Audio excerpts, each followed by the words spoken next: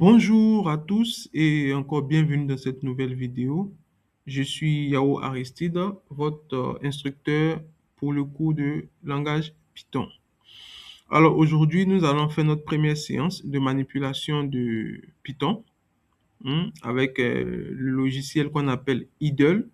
J'ai posté une vidéo sur votre campus, votre espace campus UVCI qui montrait comment est-ce que vous pouviez installer Python sur vos machines. Je vous recommande toujours d'installer la dernière version de Python parce que elle va vous permettre à chaque fois d'avoir les nouvelles fonctionnalités et elle prend aussi en compte les anciennes fonctionnalités qui sont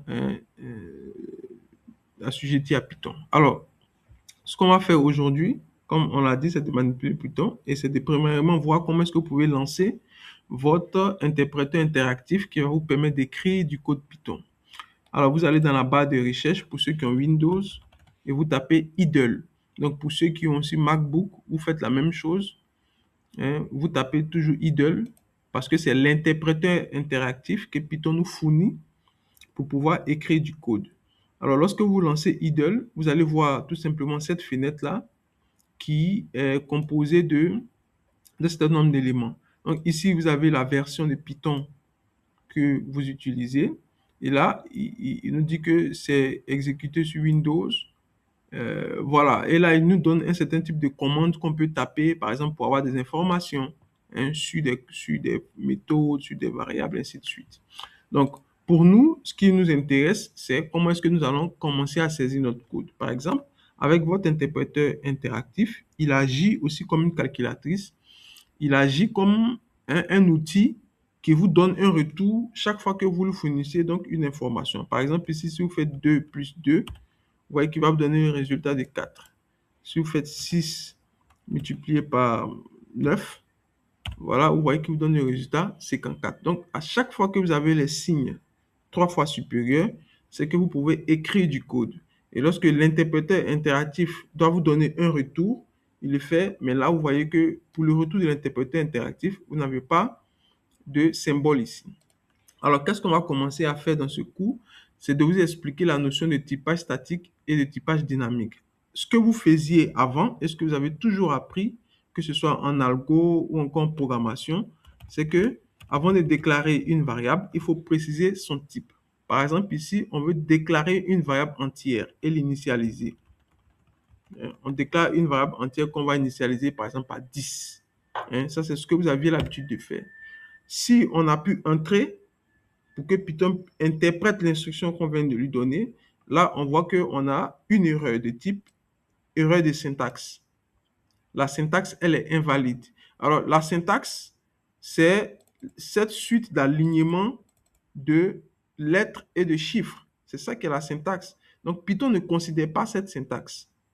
Donc, pour Python, le typage, il ne se fait pas de manière statique, c'est-à-dire en définissant au préalable le type de variable le type de données que nombre peut accepter, mais Python, il le fait plutôt de manière dynamique, en le déterminant lors de l'exécution. Donc, par exemple, si vous faites ici un Python nombre, soit 10, vous voyez que là, il n'y a pas d'erreur. Il n'y a pas d'erreur. Cette ligne, elle a bien été interprétée. Si on veut voir la valeur du nombre, on tape nombre dans l'interpréteur interactif et il nous donne la valeur 10. C'est plutôt un raccourci, d'accord, qui vous permet, au lieu d'écrire print nombre, comme ça, on vous permet, dès que vous saisissez donc nombre, de faire appel à print nombre. C'est un peu comme un alias, d'accord? Voilà. Mais ça, vous ne le ferez pas, par exemple, lorsque vous écrivez des modules. Voilà, lorsque vous écrivez des modules, si vous voulez afficher des informations, vous allez utiliser print.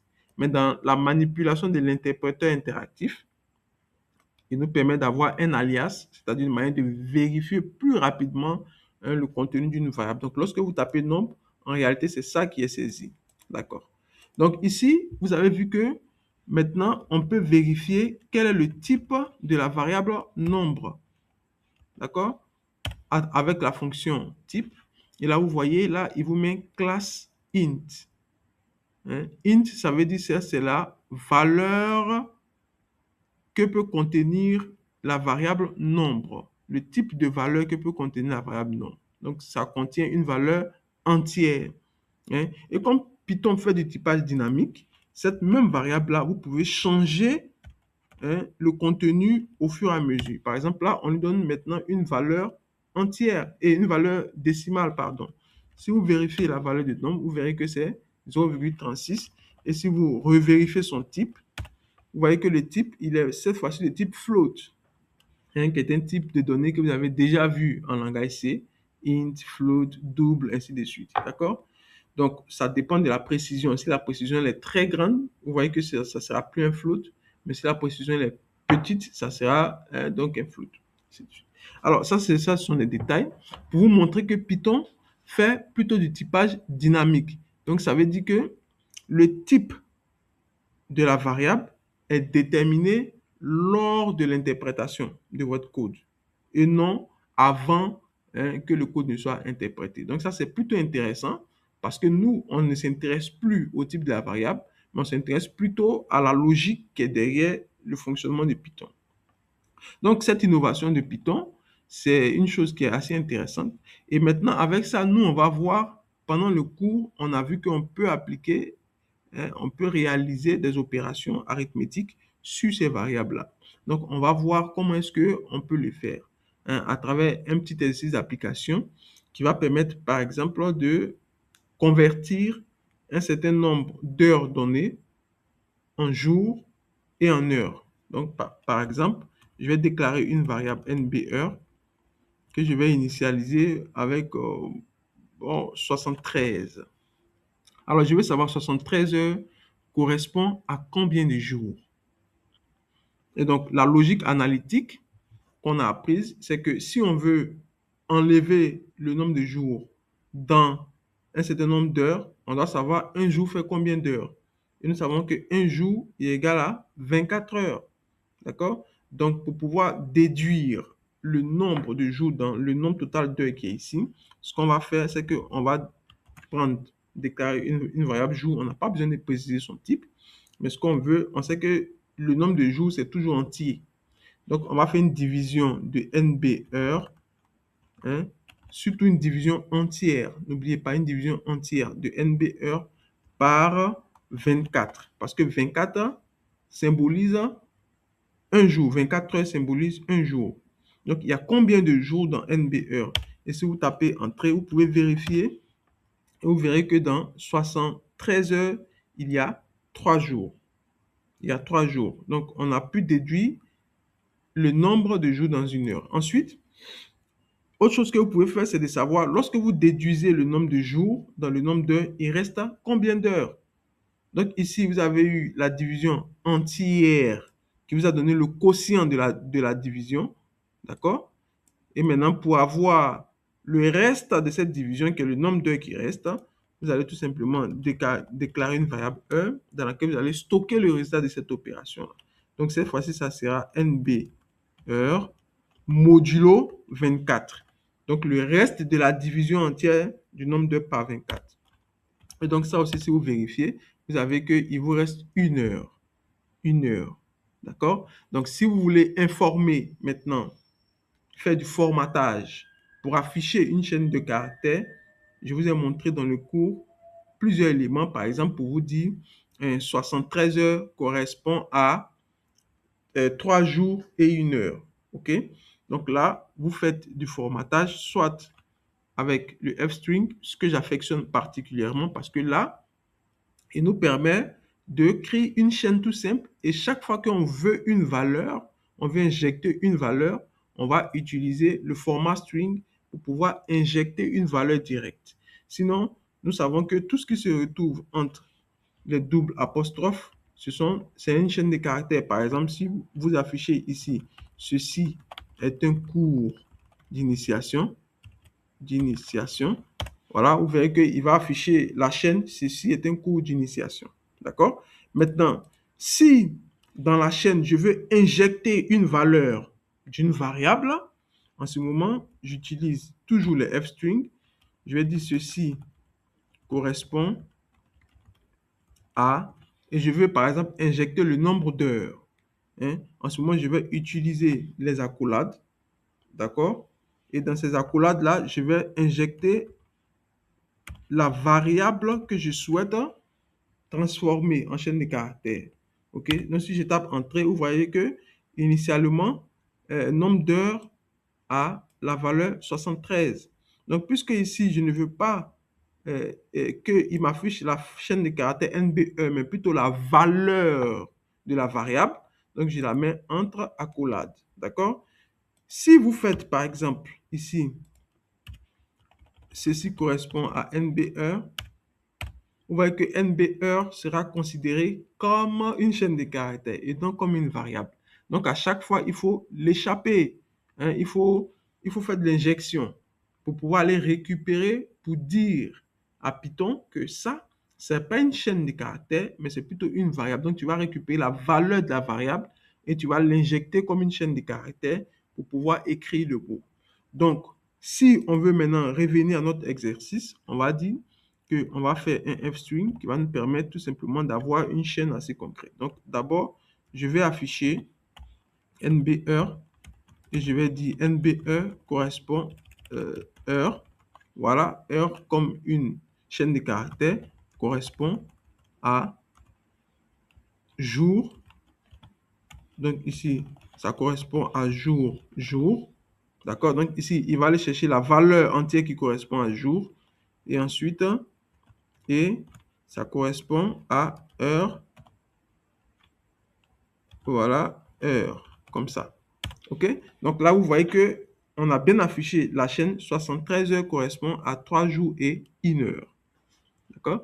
Donc, vous avez vu comment est-ce que vous pouvez utiliser les opérateurs arithmétiques pour pouvoir donc faire des opérations sur des variables. Vous avez vu aussi comment vous pouvez formater des chaînes de caractères. Alors, on a vu au-delà des f-strings, on a vu ce qu'on appelle les string formats, hein, qui donne plutôt une autre manière. Donc, pour pouvoir afficher une chaîne de caractères, c'est toujours le même principe. On le met entre un double cote ou un double apostrophe.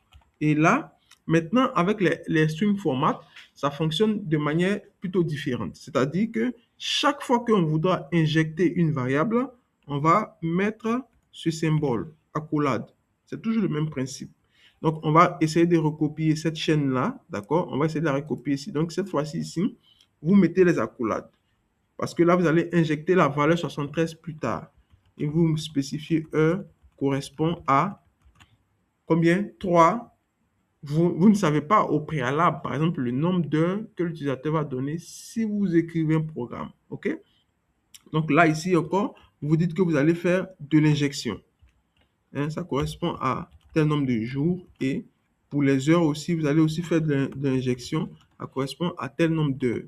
Alors, ce que vous faites avec les string format, c'est que lorsque vous écrivez votre chaîne, maintenant, vous allez définir les valeurs des éléments à injecter dans votre chaîne de caractères. Donc là, vous allez utiliser une méthode sur la chaîne de caractères qui s'appelle la méthode format. OK? Donc la méthode format, elle va prendre en paramètre les différents éléments à injecter. Donc le premier est surtout par ordre d'apparition. Donc le premier élément à injecter, c'est 73. Donc c'est quoi? C'est le nombre d'heures. Donc ici, je vais mettre NB heure. Ensuite, virgule. Le deuxième élément à injecter, ça correspond à jour. Donc, le nombre de jours. Et le troisième élément à injecter, ça correspond à heure. Voilà. Et donc, lorsque j'ai fait ça et que je tape sur Entrée, on a toujours le même résultat. D'accord? Donc, soit vous pouvez utiliser les string formats, soit vous pouvez utiliser les f-string pour formater des chaînes de caractères, donc afficher des chaînes de caractères, je dirais dynamiques, parce que ça dépend des variables qu'on doit injecter. D'accord? Et donc ça va vous permettre de mieux afficher vos chaînes. Donc vous voyez que c'est beaucoup plus facile que le format de concaténation qu'on avait vu initialement, hein, dans le cours. Vous savez que avec Python, par exemple, si on veut concaténer des chaînes, initialement, on utilisait quelque chose qui était un peu plus compliqué. Par exemple, il fallait avant écrire NB heure, NB underscore heure. Ensuite, utiliser la concaténation virgule ou plus, ça dépend. et ensuite mettre une chaîne de caractères, par exemple ici, heure, d'accord, virgule, et ensuite, on va concaténer, non, on reste toujours dans la chaîne, donc correspond à, voilà, et là, on doit maintenant fermer ici, concaténer avec la variable jour, concaténer encore avec la chaîne de caractères et concaténer avec la variable heure, concaténer avec la chaîne de caractères heure. Donc, vous voyez que, bon, c'est plutôt fastidieux à mettre en place, hein, mais ça fonctionne toujours de la même manière. Voilà, 73 heures correspond à 3, voilà. On a oublié ici jours, d'accord? 3 jours et. Donc, par exemple, pour se rattraper, ce qu'on peut faire, on va sélectionner la ligne qu'on souhaite remodifier et on va cliquer sur Entrée pour qu'elle nous la réaffiche sans qu'on ne le réécrive encore à nouveau. Et là, on va mettre jour, tout simplement. On n'oublie pas le S, on va taper un trait et là, on a la chaîne qu'on désirait. Donc là, vous voyez que on est sur un segment qui est beaucoup plus compliqué là, hein, parce qu'à chaque fois, il faut tenir compte de la concaténation, il faut tenir compte de beaucoup d'éléments. Donc, je vous recommande d'utiliser les innovations que Python a envoyées dans sa version 3, parce que dans la version 2 de Python, il n'y avait pas les strings, les F-strings. Donc, ce sont des innovations qui sont venues avec la version 3 de Python, donc qui existent depuis des années et qui vous permettent de vous faciliter donc, le formatage des chaînes de caractères. Et donc, je pense qu'avec ça, vous avez des armes pour faire des opérations sur des variables et pour manipuler donc l'affichage de ces variables-là. Donc, je vous remercie d'avoir suivi ce cours. Je vous souhaite bon courage pour vos révisions et je vous donne rendez-vous dans la prochaine vidéo pour encore plus de connaissances.